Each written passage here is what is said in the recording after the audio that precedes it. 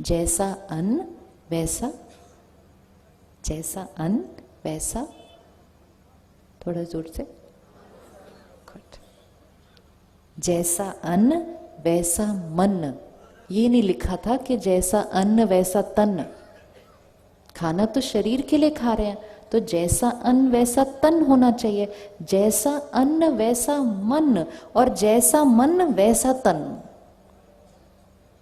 तो अगर मैंने सात्विक अन्न खाया तब मेरा मन सात्विक बनता है, लेकिन अगर मैंने तामसिक भोजन खाया तो मेरा मन कैसा बनेगा फिर? जैसा अन्न वैसा मन, जैसा पानी वैसी वाणी। हमें पता है तो हमें इसकी पावर को यूज करना है। एक पशु को बांधा हुआ है, 1 महीना वो स्लॉटर हाउस में रहता है, उसको दिखता है आसपास क्या हो रहा है सारा दिन। उसके अंदर कौन सी भावनाएं चलेंगी? वहां पर कौन सी भावनाएं चलेंगे? बताइए कौन सा होगा? किसी को बांधा गया है, उसको मालूम है उसको मारने वाले हैं, तो कौन सी भावनाएं होंगी उसके अंदर? नफरत, गुस्सा, डर, दर्द, उसके बाद हिंसा, उसके बाद मृत्यु। और वो हमारी प्लेट में आता है और हम कहते हैं प्रोटीन। प्रोटीन तो वो है, प्रोटीन तो वो है, लेकिन प्रोटीन के साथ दर्द है, हिंसा है, मृत्यु है, नफरत है, गुस्सा है, डर है। ऐसा भोजन खाना, ऐसा भोजन खाना। जब अपने घर में किसी की डेथ होती है तो जब तक वो शरीर घर में होता है 1-2 दिन, तो खाना नहीं बनता ना उस घर के अंदर। किस किस के घर में ऐसा होता है कि खाना नहीं बनता जब वो शरीर? क्यों नहीं बनता? क्यों नहीं बनता? पड़ोस से कोई खाना दे के जाता है, क्योंकि जब तक वो शरीर घर पर है वाइब्रेशन तामसिक है, खाना नहीं बनता घर के अंदर। वो तो हमारे परिवार के सदस्य हैं, उनका शरीर घर पे है, खाना नहीं बनता। और किचन में देखो किस किस के शरीर का खाना बन रहा है, चेक करना है। सात्विक मन चाहिए, दिव्यता का आह्वान करना है। नवरात्रों में जब देवी का आह्वान करते हैं तो सात्विक अन्न खाते हैं, तो 9 दिन थोड़ी देवी का आह्वान करना है, सिर्फ दिव्यता का आह्वान यहाँ हर रोज 3 महीने का प्रयोग करके देखें। सात्विक अन्न, मन शांत होना शुरू हो जाएगा। इतना दर्द और डर से भरा हुआ खाना, किसी की हिंसा करके अपने को सेहत देना, ये कौन सा कर्म बनेगा? ये कर्म सही नहीं है और ये एनर्जी भी सही नहीं है। तो सात्विक अन्न मतलब सिर्फ वेजिटेरियन नहीं, लेकिन सात्विक अन्न मतलब जो बहुत अच्छी मन की स्थिति में बनाया हुआ अन्न। अपने किचन को सामने लेकर आए। जिस मन की स्थिति से हम खाना बनाते हैं, वो मन की स्थिति के सारे वाइब्रेशंस खाने पर असर करते हैं। और जिस मन की स्थिति से खाना बनाया जाएगा, खाने वाले के ऊपर वो वाले वाइब्रेशंस असर हो जाएंगे। तो किचन के अंदर एक्चुअली घर के लोगों के संस्कार बदले जा सकते हैं। किचन को अपने परमात्मा की याद के गीत लगाओ। किचन के अंदर लगा सकते हैं, किचन में भजन भगवान के याद के गीत लगा सकते हैं किचन में। कौन कौन लगा सकता है अपने किचन में? कल सुबह ये एक चीज कर दो,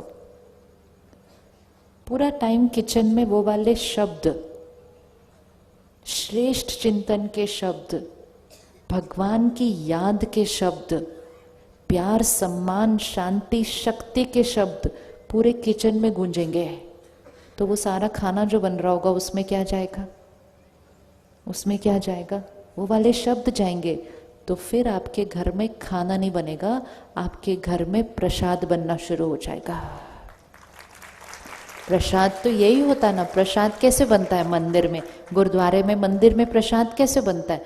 भजन चलते, कीर्तन चलता है, और जो लोग खाना बना रहे हैं वो भगवान को याद करते हुए खाना बनाते हैं। जहां प्रसाद बन जाएगा, पानी, पानी को ऐसे ही नहीं पीना।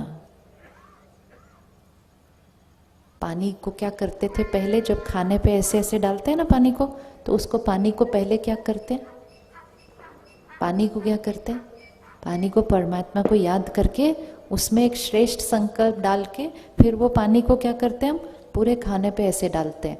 उसका क्या मीनिंग है कि ये जो भी वाइब्रेशन इस खाने में होगी, किसी ने बनाया, उसकी कोई मन की स्थिति गई, तो हमने परमात्मा को याद किया, उस संकल्प को पानी में डाला, और फिर वो पानी को हमने क्या किया, पूरे खाने पे ऐसे डाला, तो हमने क्या किया, खाने के वाइब्रेशन को चेंज कर दिया।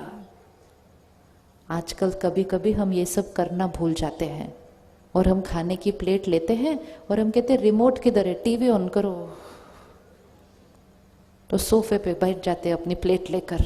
तो भगवान को याद करने की जगह जब टीवी को याद करके खाना खाया, तो सतयुग से कलयुग बन गया घर में। फिर घर में नियम बना दें, खाना खाते समय टीवी नहीं ऑन कराएंगे, 10 मिनट, सिर्फ 10 मिनट खाना खाना है सिर्फ।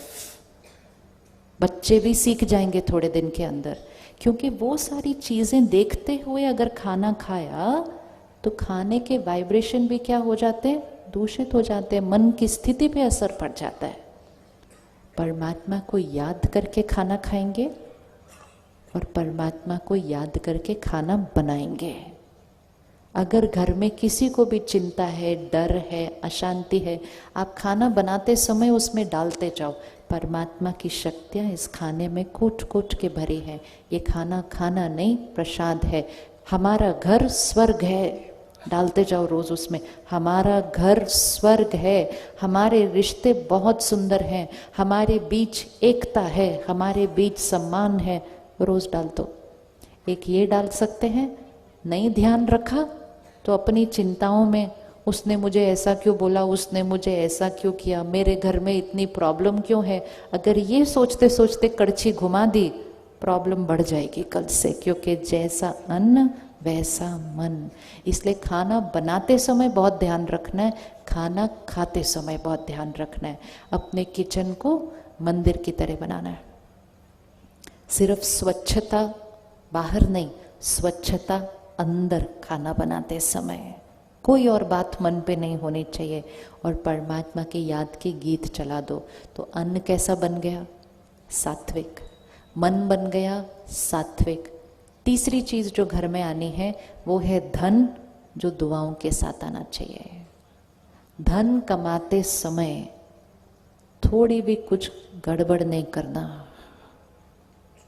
धन बहुत साफ आना चाहिए हमारे घर, क्योंकि धन से अन्न खरीदा जाता है, अन्न का असर मन पर होता है, मन का असर तन पर होता है। तो पहली चीज कौन सी हो गई, धन।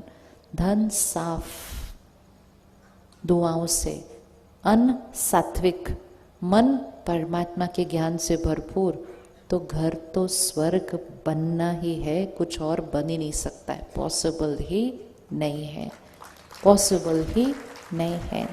इन चारों चीज़ों में कहीं भी अगर हमने गड़बड़ की, तभी भाग्य में प्रॉब्लम आती है। अगर ये चार चीज़ें सात्विक हैं तो घर स्वर्ग बनना है।